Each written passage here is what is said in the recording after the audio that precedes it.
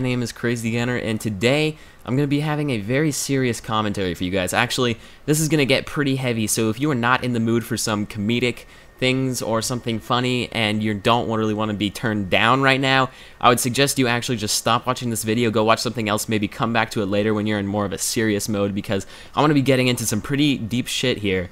And it's just a fair warning. I don't really want to down you guys at all if you're in a good mood, so just letting you know now, it's my little disclaimer. So the reason why I'm going to be doing this commentary is I have been recently receiving a bunch of messages on YouTube about people who are saying that they're depressed, they're feeling like sluggish, they're feeling everything is gray in their life. I actually got a couple messages from people who are like, I'm getting bullied every day at school, I don't even want to go to school anymore, I'm almost coming to the point where I'm suicidal, I've contemplated it many times. And I'm not just doing it because of the messages I've been receiving on YouTube, I'm also doing it because I honestly believe that everyone becomes depressed at some point in their life, whether it's severe or very light. It's gonna happen, so I hope I can just really help you with what I'm about to say, maybe shed some light on the whole depression thing, and maybe just, I don't know what I'm really trying to accomplish here, but I'm just gonna go ahead and do it. So it may come as a big surprise to you that the CrAiZy GuNnEr that you guys have all come to know and love has actually, I have been depressed before.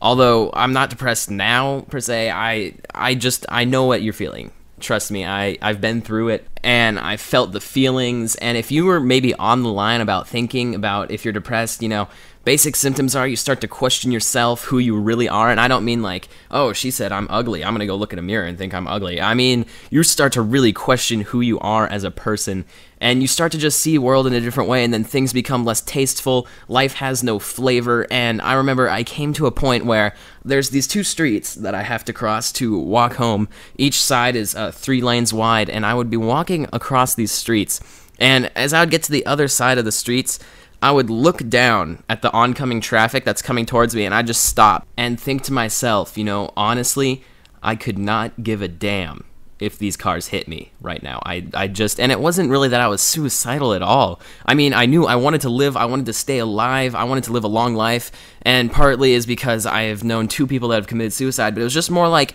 I just didn't care.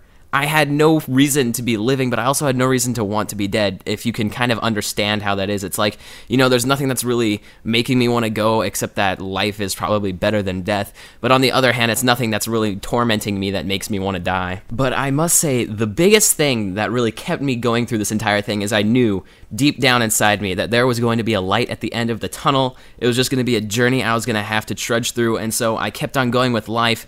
And what actually happened is I started to make YouTube videos, and it became sort of a hobby for me, and it became something that I could start putting my life into, putting my heart into, and getting good feedback from subscribers. It just made my life better, that much better every day.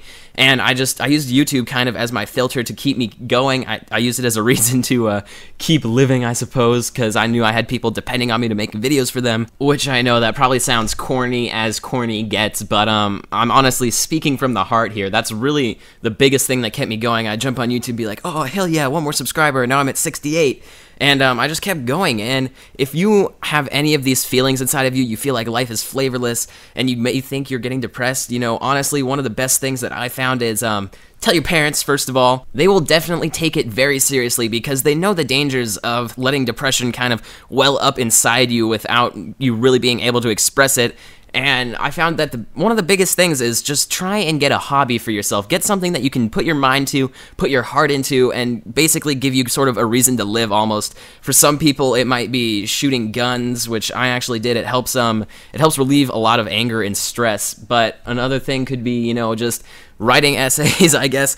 I don't know if you're a writer, that was a weird one, but playing golf, doing stuff like that. Any sort of thing that interests you, you know, maybe it's just playing video games with your friends. That's just something to take your mind off of it, something to make you feel better inside. And also, if you are really, truly thinking about suicide, I have known 2 people that have done it. One of them was my best friend's sister, and let me tell you, it is the most devastating thing to happen, probably one of the worst memories of my life, and she thought that she had no friends. See, depression, it really just screws up your visions and opinions on everything. I mean, I used to think I had no friends, I was worthless, I was terrible at life, and really, none of that is true. It's just the depression inside of you lying to you, saying all these terrible things when none of it's true, and she thought she had no friends. At the funeral, 600 people showed up, all crying, all loving her, all just paying their respects, and it is just so sad to see how these illusions and lies turned her to do something that was so radical and uncalled for and unnecessary, and such a bad thing that could ruin so many lives. The biggest one being her. You know, she had so much potential for art, she had great grades in school, and then something so abrupt, such a harsh ending. And so I guess what I'm getting to here is, I've been there. I've been through the emotions, and I've been out of it. I've made it out. I'm free of it now.